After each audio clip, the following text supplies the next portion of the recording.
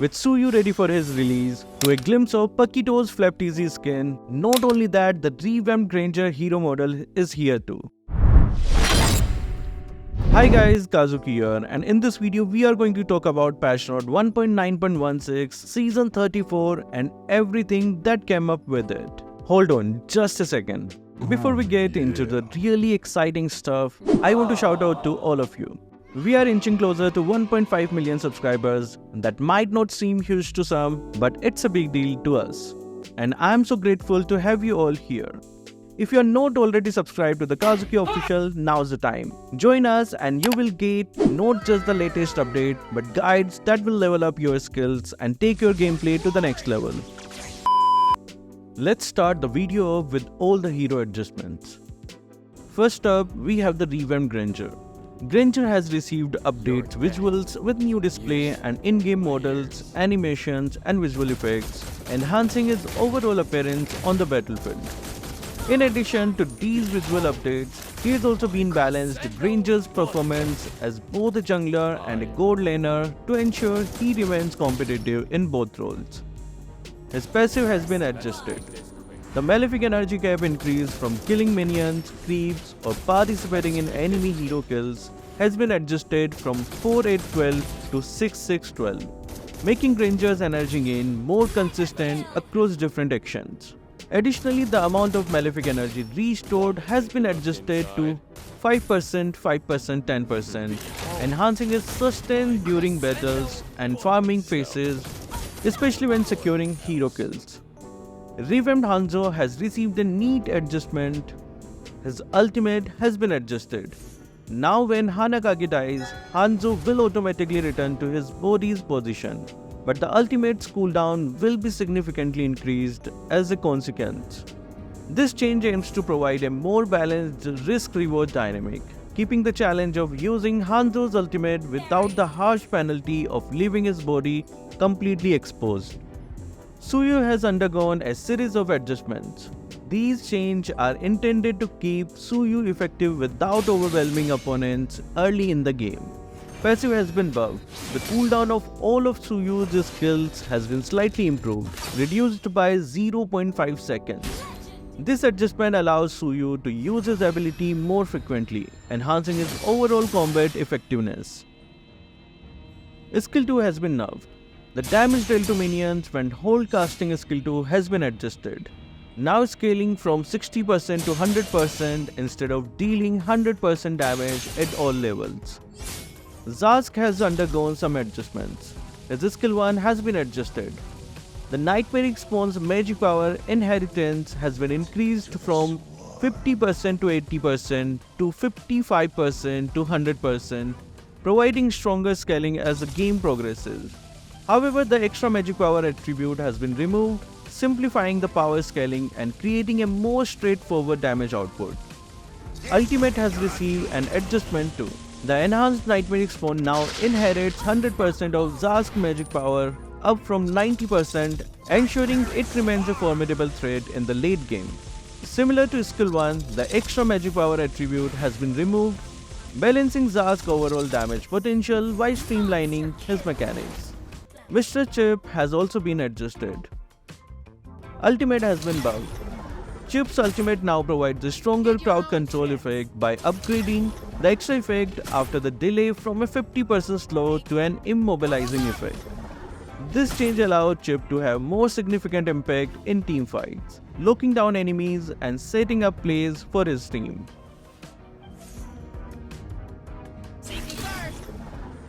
But the Skill 4 nerf. To balance his increased teamfight effectiveness, the cooldown of Skill 4 has been significantly increased by 40 seconds.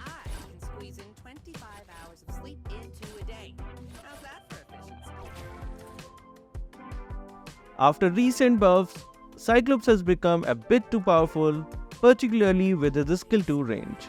To address this, developers are rolling back some of those enhancements. Skill 2 has been nerfed. The cast range of Cyclops' Skill 2 has been reduced from 6.2 to 5.7. This reduction aims to balance his poke potential, requiring him to be closer to his targets and making it slightly riskier to spam his abilities from a safe distance.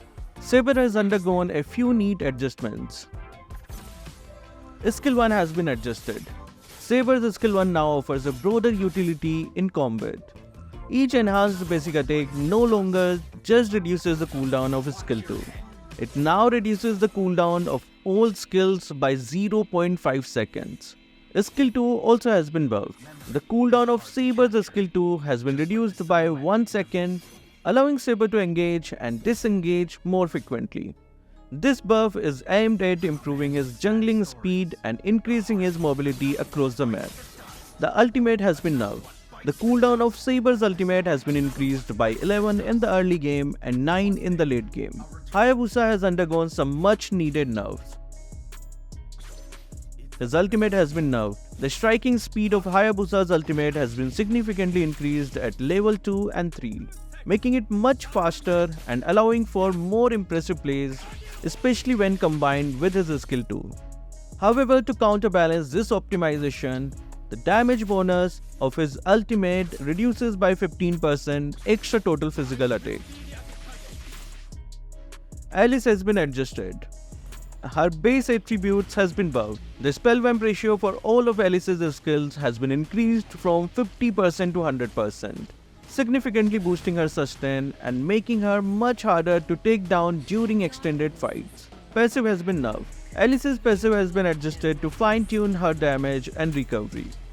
The damage has been altered from 10+10 per hero level to 15+6 per hero level, offering a steadier damage output throughout the game. The HP recovery has been slightly reduced, now scaling from 8+8 per hero level to 8+6 per hero level. Additionally, her recovery when hitting non-hero units has been doubled from 25% to 50%, making her farming more efficient but reducing her burst healing in team fights. Argus has been nerfed. The base attributes have been nerfed. Argus's attack growth has been reduced by 3, which will slow his damage scaling throughout the game, particularly affecting his power spike in the mid to late stages. His passive has been nerfed. The damage of Argus's demonic slash has been adjusted from 150 plus 100% total physical attack to 180 plus 80% total physical attack. Lucas has undergone some adjustments. Skill 2 has been adjusted. The cooldown of Skill 2 has been adjusted from a flat 12 seconds to a scale from 12 to 8 seconds, allowing Lucas to use the skill more frequently as the match progresses. A new effect has been added where after using Flash Strike, Lucas awakens a part of the Sacred Beast power for 4 seconds, increasing his attack range and dealing extra damage after each basic attack. To balance this enhancement, the previous effects that increased attack speed by 30 to 60% and reduced the skill cooldown after Flash Strike have been removed, shifting the focus to his empowered state rather than raw attack speed. Nolan has been nerfed. Nolan's passive has been adjusted to reduce his sustain, particularly in early stages of the game. Passive has been nerfed. The HP regen from Nolan's passive has been reduced from 150 plus 120% extra physical attack to 100 plus 70% extra physical attack. This change significantly lowers his healing potential, especially when building high physical attacks, making him less resilient in battle while maintaining his offensive capabilities. Zuzan has received a few major adjustments. Her passive has been adjusted. The maximum stakes of Crimson Butterflies has been increased from 20 to 30, giving Zuzan more opportunity to boost her performance during fights. However, the mana restored per Crimson Butterflies stake has been adjusted from 4% of maximum mana to 3%, balancing her overall sustain in extended engagements. Lancelot, Natalia, Arlott, Grok, and Claude will retain the removal of mana cost, streamlining their gameplay and allowing them to use their abilities without the constraints of mana management. This adjustment is a part of ongoing efforts to simplify resource management for specific heroes, enhancing their consistency in combat. And yes, all the other heroes who are not these will be keeping their mana for now. We have to just wait for the developers to confirm stuff. Which hero mana do you want to be removed? Comment down below. Moving on to battlefield changes. This week, the developers are continuing to test new battlefield effects on the advanced server to gather balanced data and player feedback. These effects will be active in ranked matches at epic rank and above. Upon entering a match, players will be notified of the specific battlefield effects that will be in play. The first effect is called Fortified, and this has already started from 29th of August till 30th of August server time. During this test period, all turrets will have the energy shield for the first 12 minutes of the match.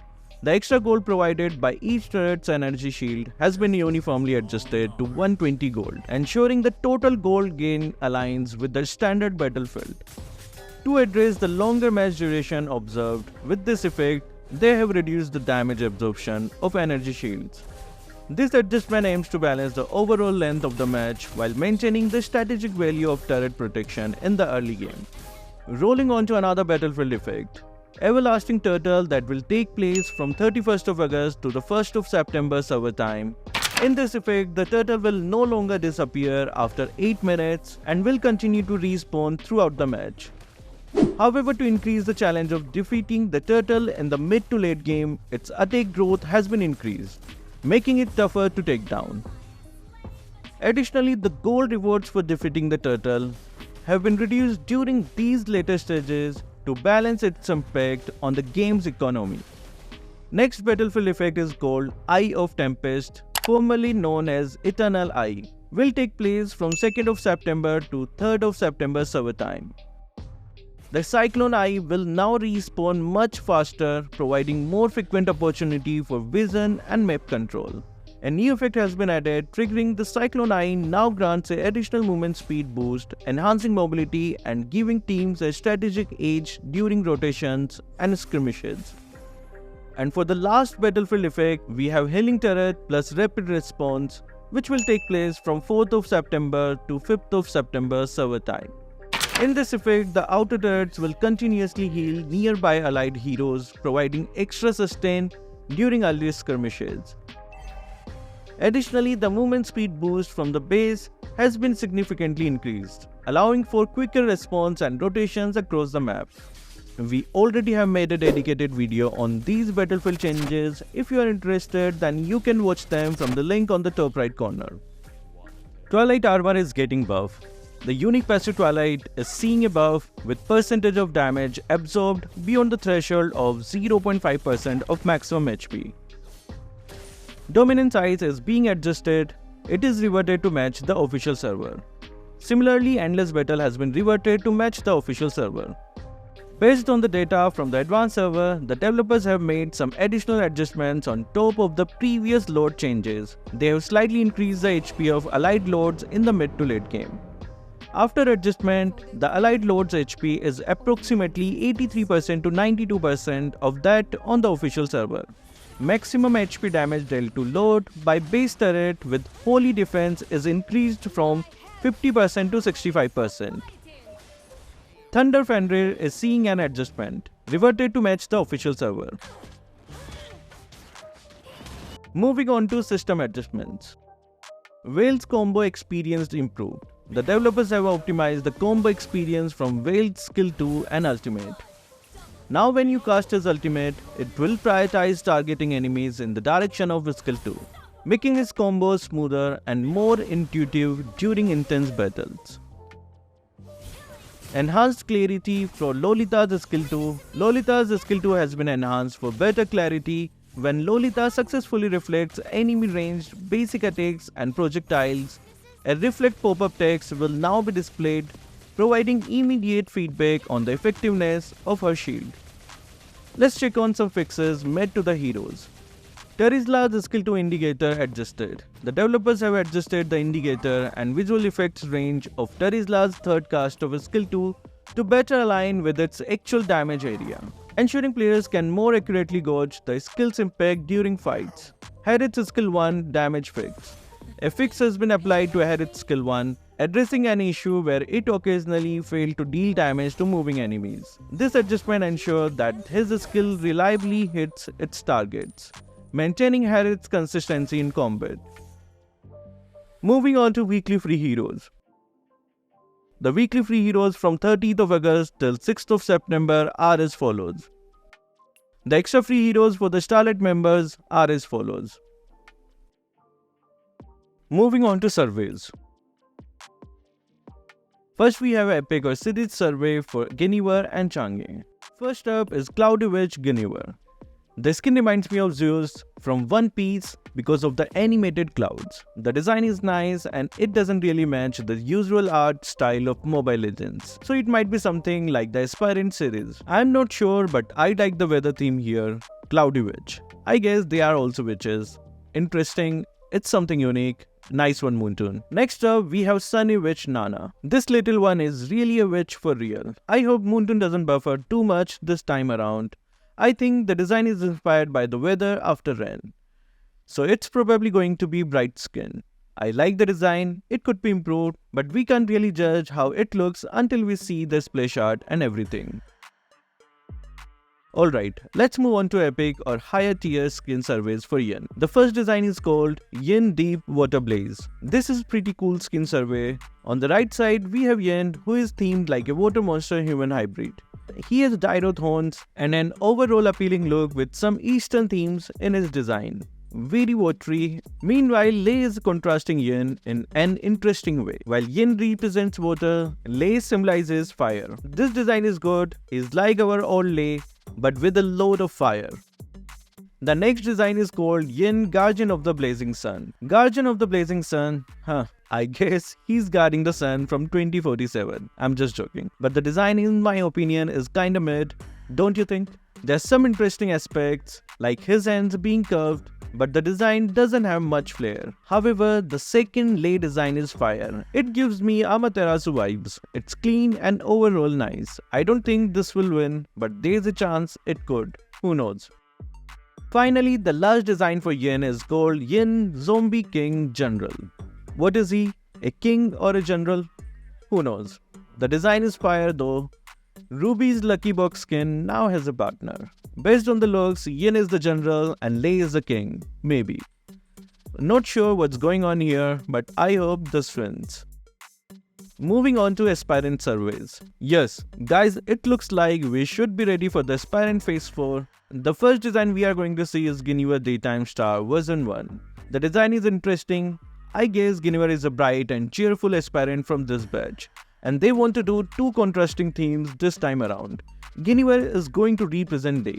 There is nothing particularly day in this design though.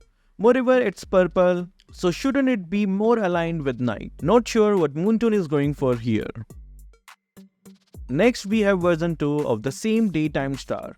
This one I guess has some stuff related to daytime. It's red for one thing and overall has a cute design.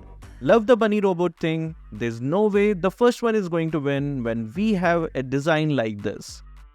Moving on to Vexana Dark Knight Corona version 1. Oh, Dark Aspirants. Nice. The skill effects are going to pop with this one. Vexana looks clean as ever. The black hair goes hard on her and she's dressed like Lunox, with contrasting white and black colors. It's a nice design.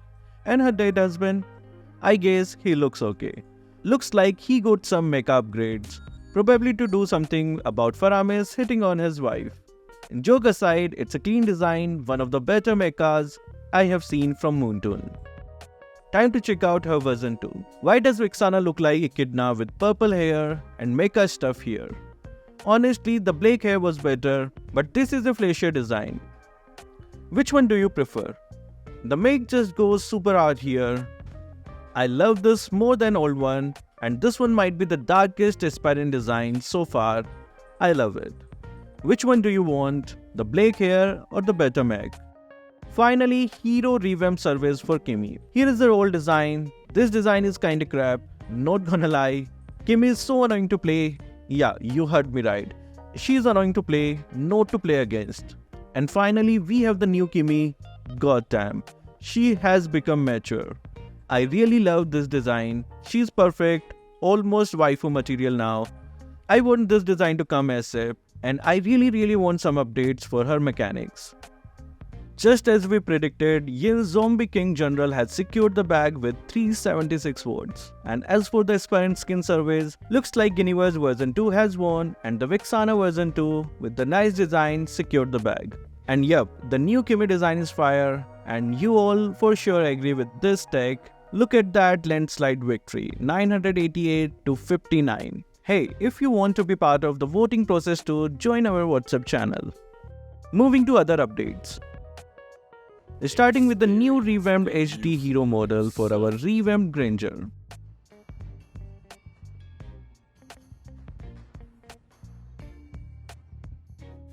Next we can see that our new hero Suyu is all set to be released on the original server. It will be arriving on the 21st of September.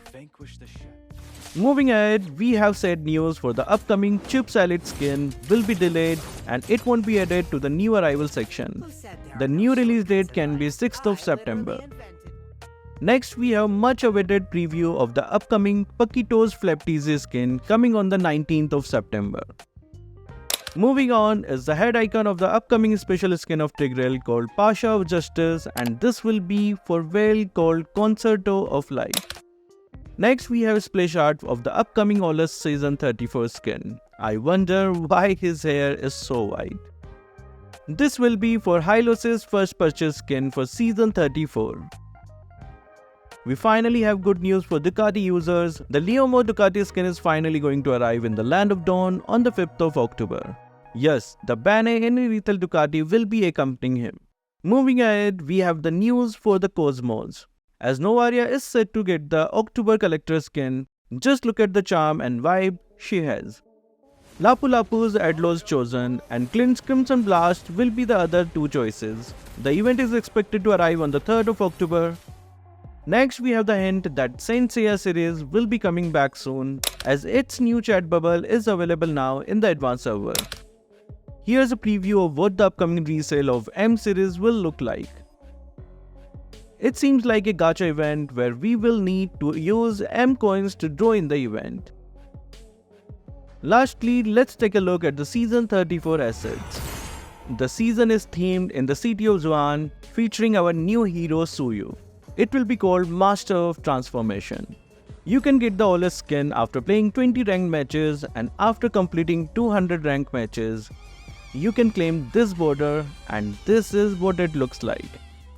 Now let's take a look at the profile BG. This will be available after you reach Mythical Honor rank in Season 34 and this after reaching Mythical Glory. Here's the preview of Season 34 exclusive profile name card. This is for the Mythical Honor rank and this is for the Mythical Glory rank. So are you excited about upcoming updates? Share your thoughts down below. That will be all for this video. Thank you guys for watching. Keep supporting Kazuki Official.